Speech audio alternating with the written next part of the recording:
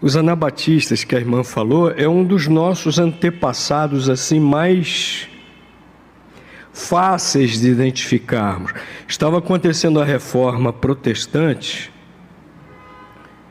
e aí Zwinglio, lá na Suíça, chegou à conclusão que o batismo tinha que ser esse batismo bíblico. E ensinou isso para os discípulos dele, o Zwinglio, Ulrich Zwinglio. Mas o que aconteceu? Os seguidores dele, os membros da igreja, a população lá do cantão dele arrepiou os cabelos. Aí o Zwinglio ficou com medo de perder os seguidores. Voltou atrás. Não, vamos continuar aspergindo as crianças. Então, aí os discípulos mais próximos, chegados, Zwinglio falou, não, espera aí, mas você mostrou a gente na Bíblia que isso aí está errado. Você mostrou a gente na Bíblia como deve ser o batismo. E para finalizar a história, esses discípulos de Zwinglio romperam com ele, ficaram orando, estudando a Bíblia, chegaram à conclusão que deveriam se batizar. Aí um batizou o outro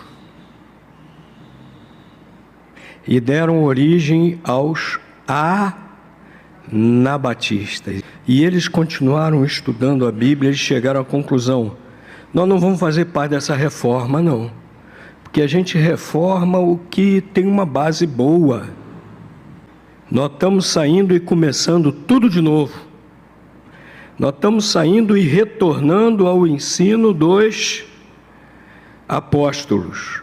Então os anabatistas não se consideravam reformadores. Os anabatistas, eles se consideravam como aqueles que retornaram ao verdadeiro cristianismo. E aí, esses princípios nossos, eles vieram dos anabatistas.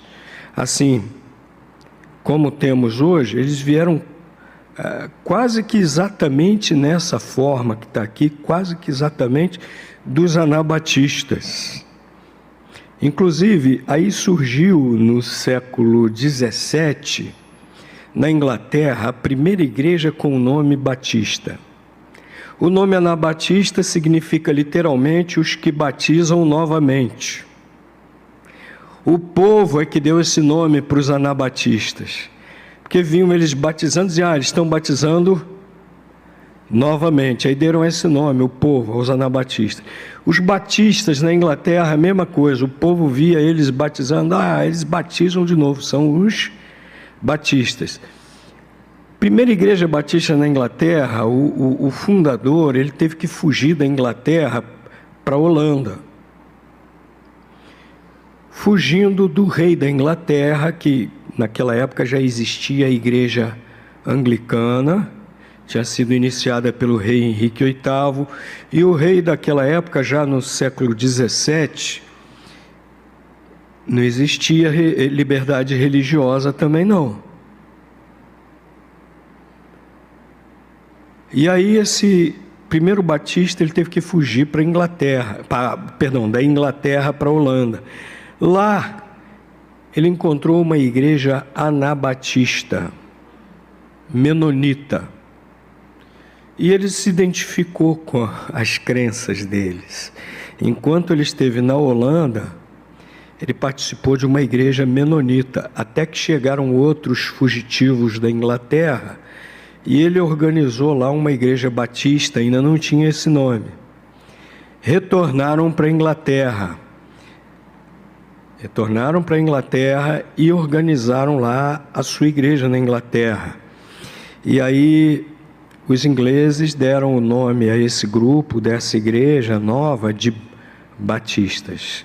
Então esse nosso nome surge pela primeira vez na Inglaterra, mas ao longo da história sempre existiram grupos, até com outros nomes, ou sem nome algum.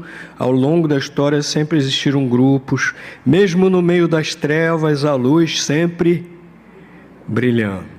Então, ao longo da história, existiram esses grupos, e nós, graças a Deus, recebemos essa boa herança Daí vem a nossa identidade doutrinária. Me esperar.